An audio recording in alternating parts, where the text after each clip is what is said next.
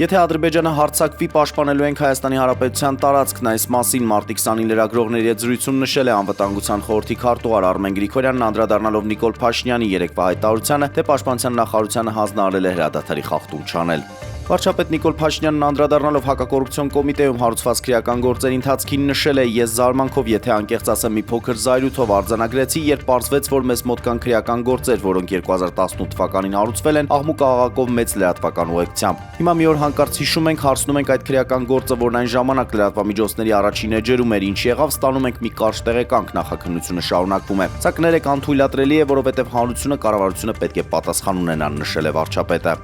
Նիկոլ Փաշինյանը շնորհավորական ուղերձներ է եղել Իսլամական հեղափոխության գերագույն առաջնորդ Այաթոլլա Սեյեդ Ալի Խամենեին եւ Իրանի Իսլամական Հանրապետության նախագահ Մասուդ Փեզեշքյանին Նովրուզի առիթով։ Արտուր Հայրապետյանը նշանակվել է հակակոռուպցիոն կոմիտեի նախագահ 6 տարի ժամկետով, կառավարությունը քննարկել եւ հաստատել է որոշումը։ Իրանի իշխանությունները շուտով կարձագանքեն ԱՄՆ նախագահ Դոնալդ Թրամփի Իրանի գերագույն առաջնորդ Այաթոլլա Ալի Խամենեին ուղղված նամակին, այս մասին հայտարարել է Իրանի արտաքին գործերի նախարարի տեղակալ Աբբաս Արաղչին։ «Մենք որևէ բանակցություն չենք վարի ճնշման սպառնալիքների եւ պատժամիջոցների ուժեղացման պայմաններում», նշել է նա։